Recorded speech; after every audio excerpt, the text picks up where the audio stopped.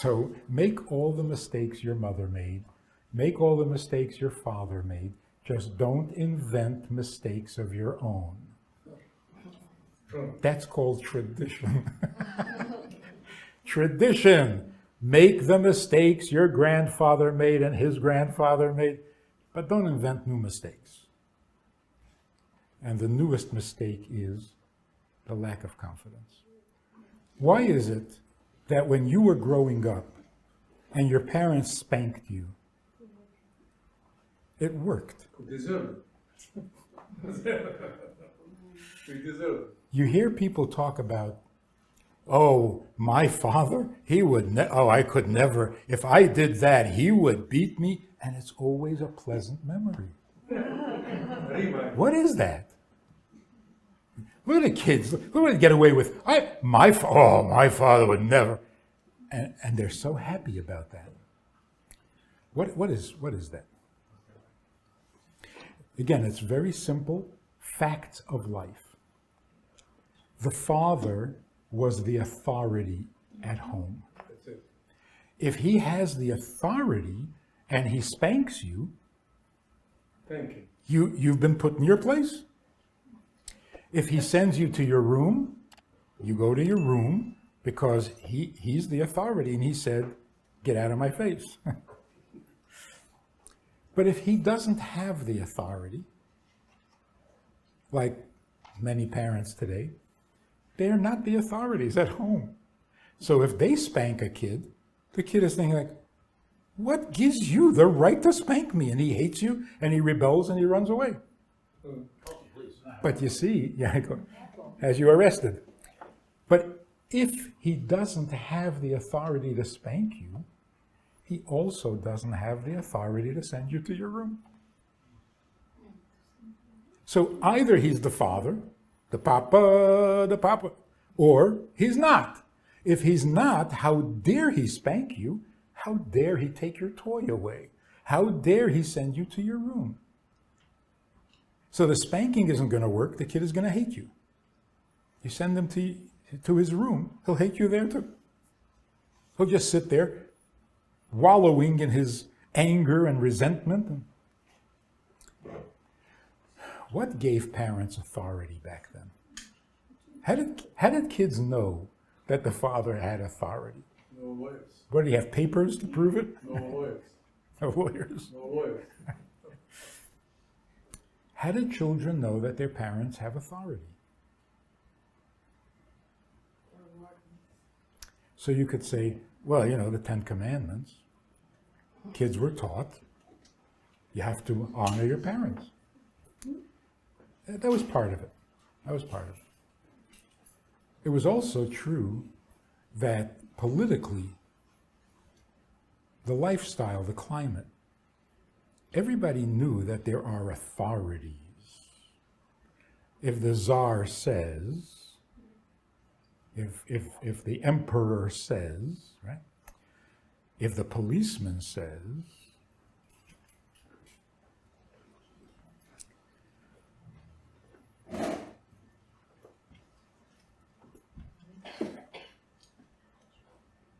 so the father, in some way, borrowed some of the authority from the great authorities.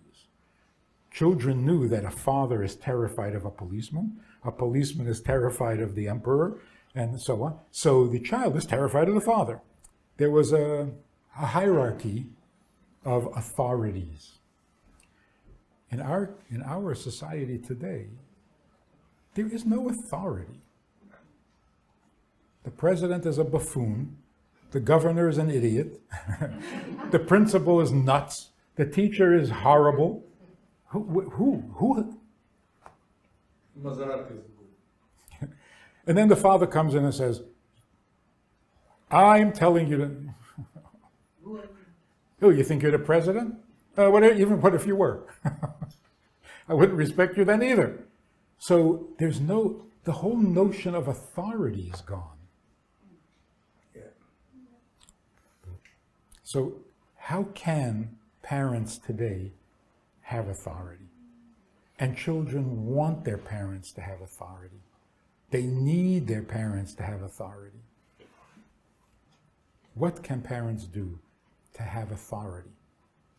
So it's a physical fact. In a conversation or a discussion or a debate in a group of people, the person who is most confident of their opinion is going to have the authority. If you're a little uncertain, if you're not quite so confident of your opinion, nobody listens to you. Okay, step aside. Let somebody who knows what he's talking about. So you gain authority from confidence, certainty. If parents can speak with confidence, they gain authority. If you have to demand authority or force authority, then you're an abuser. So the confidence that we have when we speak to our children, when we say to a child, that's not right, you shouldn't do that. Are you sure? Are you sure? Today's parents are not quite sure. If I don't let him do that, will I be frustrating him? Will I be repressing his natural personality? Will he end up in therapy for the rest of his life because I didn't let him express himself? We're terrified. And all the books on child raising and this conversation, what I'm saying right now, is making it worse. Because it undermines your confidence. You read a book that says never, never criticize your... Then you read another book that says, put your foot down, tell him when he's wrong. So who's right? You don't know what to do anymore. So all the books and all the advice columns on how to raise children, stop reading them. Be completely ignorant and raise your children the way your parents raised you. Scary thought? No. Because if you make all the mistakes your parents made in raising your children, what is the result going to be? Your child will turn out like you. Is that terrible? The best advice is no advice at all. You're the parent, raise your kid. How? I don't care. He gets only one set of parents. You're it. Do your thing. Raise them your way. There is no other way. But what if I make mistakes? Not what if. You're going to make mistakes. And too bad.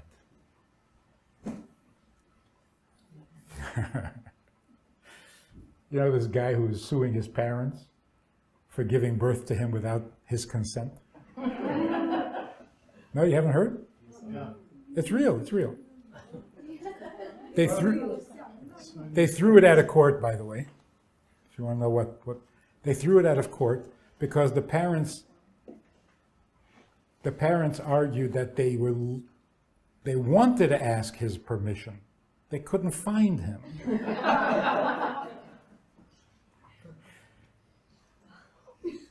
I didn't ask to be born. What kind of attitude is that? Are you actually objecting to having been born? Is that how bad things have become? Being born is like a punishment? Come on, something is very off. If we speak with confidence, because children don't ask to be born, they don't deserve to be born, you're doing them one huge favor. And if you're not perfect in raising them, they still owe you their life. Don't apologize, ever, for mothering or for fathering. And no, you didn't do a good job. But it's the only job they got coming. So don't apologize, don't hesitate, don't be confused, don't be terrified. Make them terrified. Terrify your kids with your confidence, not with your anger. When you say something with confidence, your kids love it. But if you sound a little hesitant, like, you shouldn't do that, are you saying or asking? Put your foot down. Not anger, foot. Stand firmly on your values and on your beliefs and on your sense of right and wrong. That's all the kids want from you. That gives you authority. So if the kid misbehaves, you can send him to his room and he'll accept it because the authority said so. Then you can even spank him. And it won't do any harm. But if you're spanking them in order to gain authority, you're an abuser and they're going to hate you. Don't beat me into submission just because you're bigger. But if you're more confident, if you're wiser, if you know more about life and you're concerned for my life, you're the authority. And even if I don't like what you're saying, I can't dismiss it because you're probably right. That's good enough. Good enough to make good children. And then hopefully your children will do the same to their children. So make all the mistakes your mother made. Make all the mistakes your father made.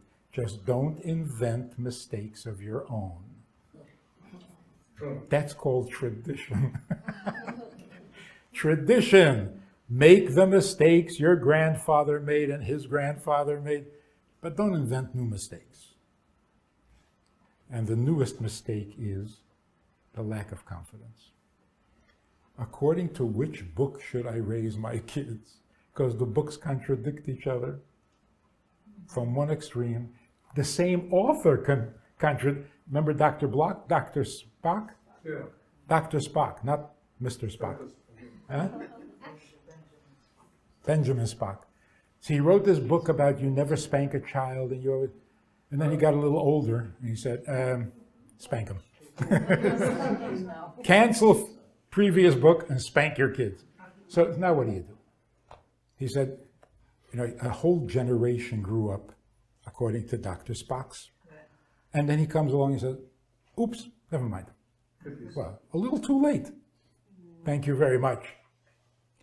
So don't read books. Don't read books about raising children. You're the mother. Nobody will do a better job than you. No matter how bad a job you do, no one will do a better job. So go for it, do it, and let your children have mistakes that they can repeat. See, that's called educating children. Let me teach you which mistakes you should make with your children. The ones they made with me. Keep the tradition going. You turned out pretty good, so will they. So cancel everything we said so far. Just parent.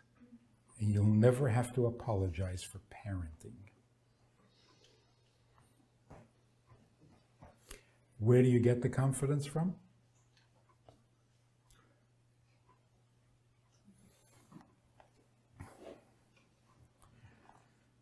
Quote your parents, quote your grandparents. Not something you read in a book. When you quote your parents, it gives your statement so much authority, history, background. You didn't just make it up in a spur of the moment. This is what your mother taught you. And where did she get it from? From her mother. Already you're talking awesome stuff. Children know immediately, did you just make that up? They feel it. Or like, wow, where did that come from? Mm-hmm. And you say, from my mother. Yeah, it felt like it was ages old, like aged wine. So your authority comes from your confidence, and your confidence comes from quoting someone, parent, grandparent, rabbi. You're not making stuff up. You're passing it on. Kids feel it immediately. And once you have the authority, the children feel safer. They're in good hands. They become more confident themselves. They become better behaved because they're not so scared and anxious. And they become better students because they know they can always come home to a safe and stable family environment. And everything just gets better simply because you speak with confidence. So there are no gimmicks. There's just be real. Be yourself, be real. You got a lot of wisdom from the past, pass it on.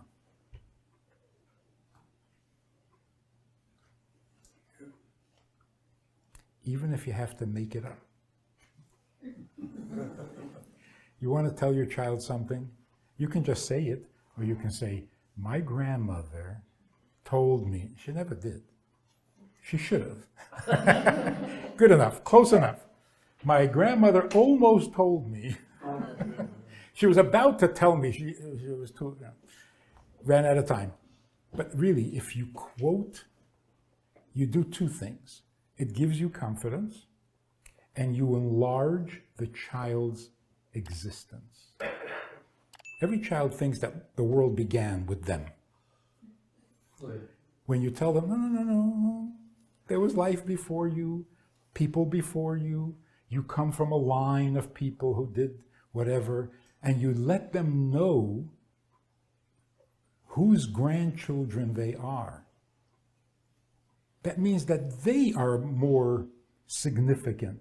They have a past, a beautiful past, a heroic past. You tell your children about your grandparents are heroes. They survived horrible things. They were good people despite the world being against them. If a kid can feel proud of his grandparents, you've already got a good kid. A kid with a sense of history, with a sense of proportion, with a sense of responsibility. But the kid who has no connection to his past is a mushroom. He just, no roots, he just came out of the rain. So, thank your parents in your mind. Thank your grandparents in your mind. And know that whatever you taught your children will not be lost. Somehow, it'll be passed on to the grandchildren.